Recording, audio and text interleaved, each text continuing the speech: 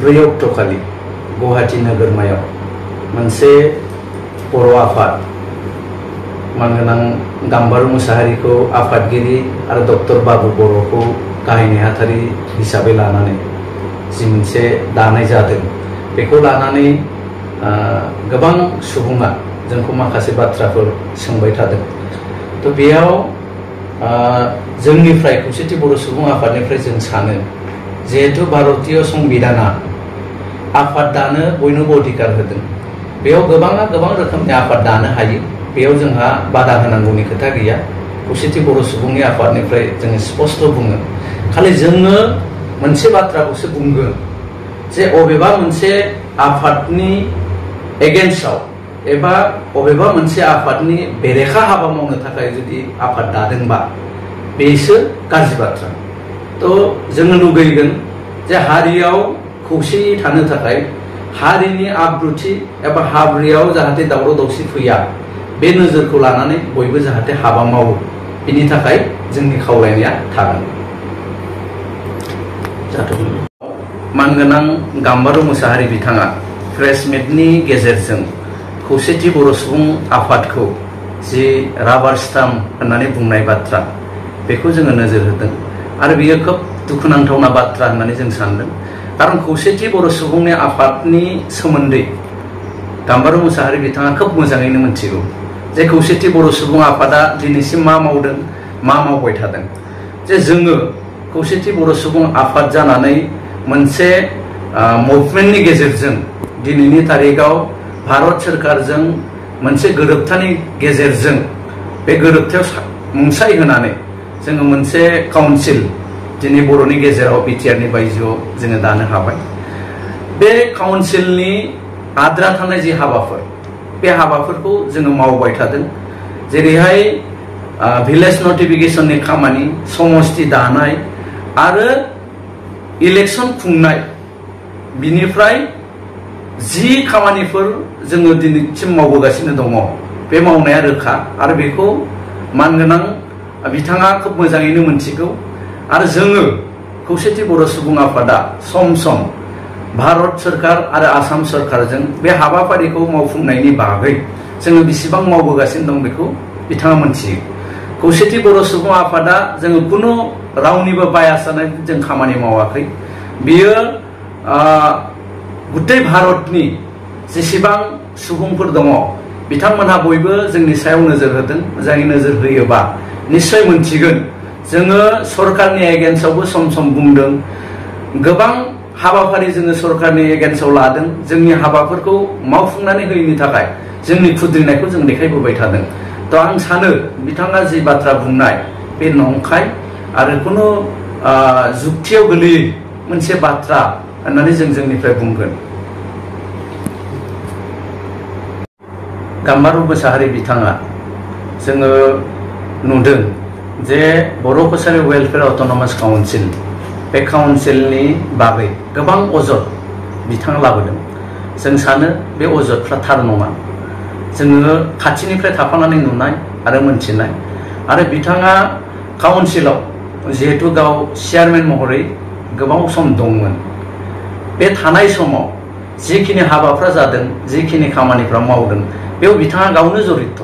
मोनफ्रोमबो खामानिखौ मावफुंनायाव जिहेतु आगस्तान गावनो लाबोनाय, गतिके आं सानो बिनि सोमोन्दै जों बिराद गुवारै खेंफ्रुथि होलायनांगौ गोनां गैया।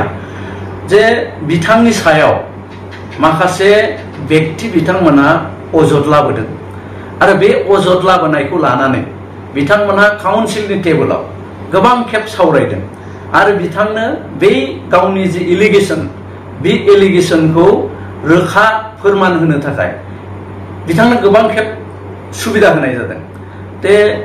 बे गोबां खेब सुबिदा होनायफ्राव बिथाङा बिनि जि साफाय बेखौ बिथाङा रोखायै होनो हायाखै।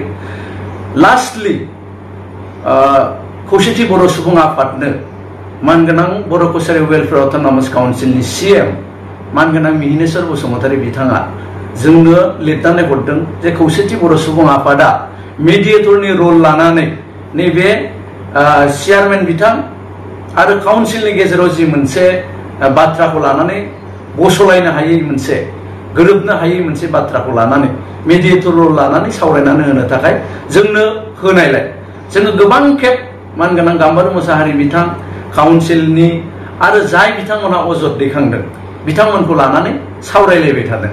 तो सावरायलायबाय थासेयावबो गोबां बार जोङो खौसेथि बर' सुबुं आफादा होनदोंबाबो जे खेबसेबो ज' जानो हायाखै। मानगोनां गाम्बारि मोसाहारि बिथांखौ जों बुंबाय थादोंमोन जेखिनि बेक्तिया नोंथांनि सायाव अजद दैखांदों बे बेक्तिफोरखौ लानानै जयै सावरायलायनायनि मोनसे बेबस्था खालामनानै होनो। लास्टसिमहालागै बिथाङा बेखौ सुबिदा खालामनानै होनो हायाखै। हायैलाय लास्टआव काउन्सिला जोंनाव मोनसे परामर्श लादोंमोन जे गाम्बारि मोसाहारि बिथांनि केसा जिहेतु मोजां रोखोमै जोङो फोजोबलायनो हायाखिसै गावनि गेजेराव रायलायनानै, गतिके फार्दार जों मा मावनो? अब्ला जोङो खौसेथि बर' सुबुं आफादनिफ्राय जोङो बुंदोंमोन जे गावनि गेजा रायलायलायनानै बस'नो हायोबा मोजां। तो बेबायदि होननानै जों प्राय बेसेबांबा गोबाव लाबोदों।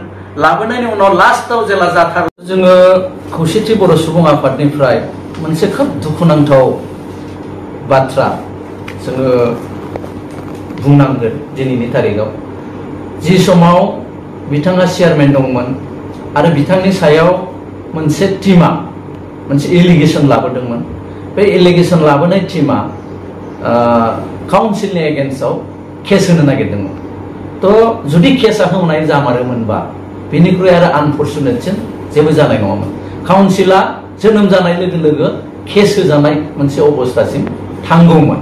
तो जोङो बे बाथ्राखौबो सावरायलायनायनि गेजेरजों काउन्सिलखौ केस होनायनिफ्राय जोङो होबथादों, बिथांमोनखौ बुंदों। आरो जोंनिनो मानसि हिसाबै जोङो थांनाय बेसेबांबा सम जोङो रायलायलायनायनि गेजेरजों जोंनि जि एफा एनै दाय दस बेफोरखौ जोंनि गेजेराव जोङो फोजोबलायनायनि जि लामा बेखौ जों जोंनिफ्राय लाबोबाय थादोंमोन।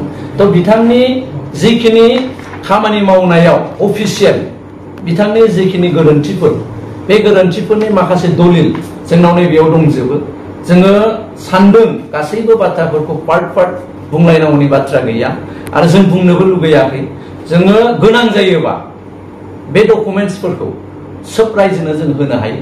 खिन्थु जोङो जिहेतु जोंनिनो हारिनि आरो बिथाङाबो जोंनिनो सासे गोख्रों मावथि आरो गोबाव सम हारिनि थाखाय मावबोनाय बेक्ति, बे हिसाबै रेसपेक्ट होलायनानै सन्मान होलायनानै गावजों गाव गोरोबलायनायनि खामानि मावनांगौ नैबे बाथ्रायावसो जिहेतु जोङो दङ। बे हिसाबै जोङो बिसिम थांनो लुगैयाखै।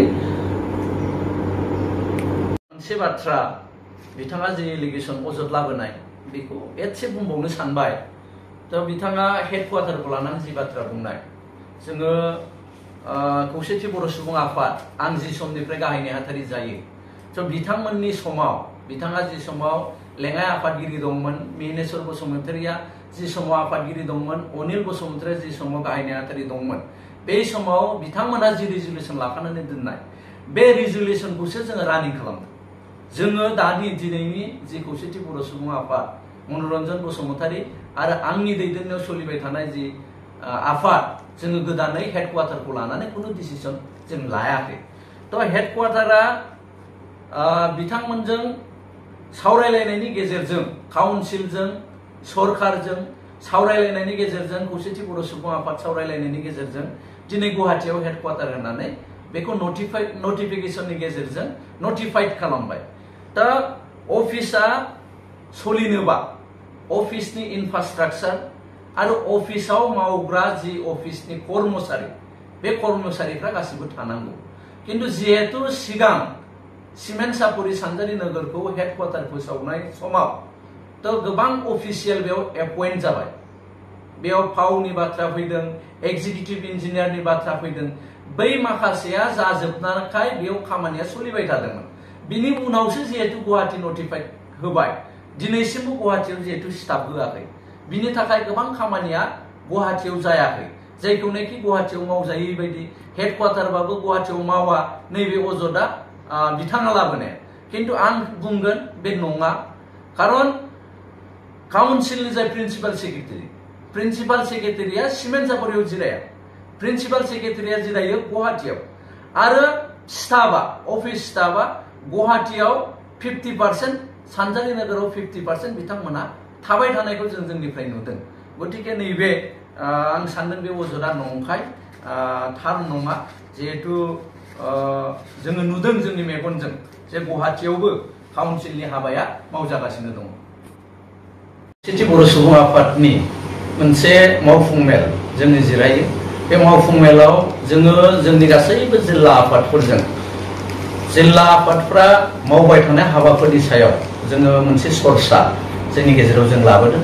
जिहेतु खौसेथि बर' सुबुं आफादा मोनसे सिद्धान्तनि गेजेरजों थांनाय बोसोरनिफ्राय जे मेट्रिक आरो हायार सेकेन्डारि बे मोननै आनजादाव उथ्रिसारनो हानाय, सबसे बांसिन नम्बर लानानै उथ्रिसारनो हानाय फरायसाफोरखौ बरायबोनाय मोनसे हाबाफारि जोङो लाबोबाय थादों। देग्लायबो जोङो बे हाबाफारिखौ लानो नागिरदों। एबारनि जि खौसेथि बर' सुबुं आफादनि गायसननाय सान 18 जुलाइ, बे 18 जुलाइ जोङो बे हाबाफारिखौ लाफागोन। दासिमहालागै मोननै जायगानि सायाव जोङो सावरायलायदों। मोनसेया जाहैबाय मरिगाव, मोनसेया गलाघाट। थ' मरिगावआ फार्स्ट अपसन। जुदि मरिगावआ लाया, माबा मोनसे व्यतिक्रमनि थाखाय बिथांमोना लानो हायाबा जोङो गलाघाटआव लांगोन। थ' बे मोननै बाथ्राखौ जोङो स्ट्रेस होनानै सावरायनानै डिसिसन लादों। एबारनि गायसन सानखौ जोङो खोब गाजा गोमजायै जोङो खुंगोन आरो बेयाव मेट्रिक आरो हायार सेकेन्डारि आनजादाव उथ्रिसार जानो हानाय, बांसिन नम्बर लानानै उथ्रिसार जानो हानाय फरायसाफोरखौ जोङो बरायगोन।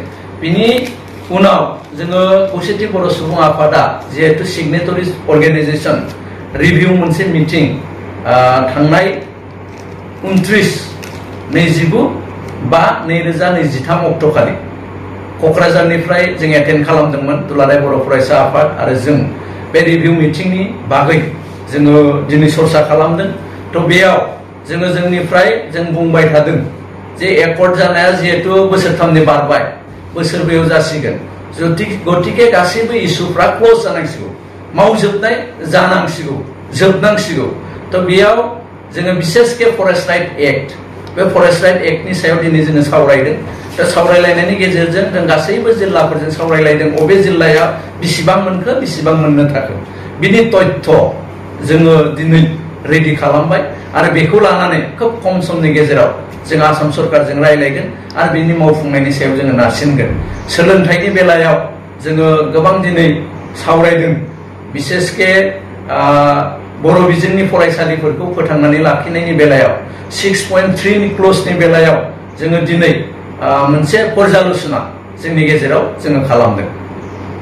सुबुं आफादनिफ्राय 18 जुलाइ जि खौसेथि बर' सुबुं आफादनि गायसन सान, बे गायसन सानाव जोङो गासैबो जिल्लाफोरनिफ्राय जोङो बाहागो लानो थाखाय जोंनि दैदेनगिरि बिथांमोनखौ जोङो खावलायगोन। जोंनि आनसलिक लेभेल, जिल्ला लेभेल आरो मिरुनि गासैबो दैदेनगिरि आरो मावफुं सोद्रोमा जोंहा बयबो बेयाव जाहाथे बाहागो लाफैयो बिनि थाखाय जों खावलायगोन। लोगोसे गासैबो रायजो राजा जाय बिथांमोना इसिबां दिन जों खौसेथि बर' सुबुं आफादजों थाफानानै खामानि मावबोबाय, थ' बिथांमोन बयखौबो 18 जुलाइ खालि जि खौसेथि बर' सुबुं आफादनि गायसन सान, बे सानाव बाहागो लाफैनो थाखाय जों मिरु खौसेथि बर' सुबुं आफादनिफ्राय खावलायबाय।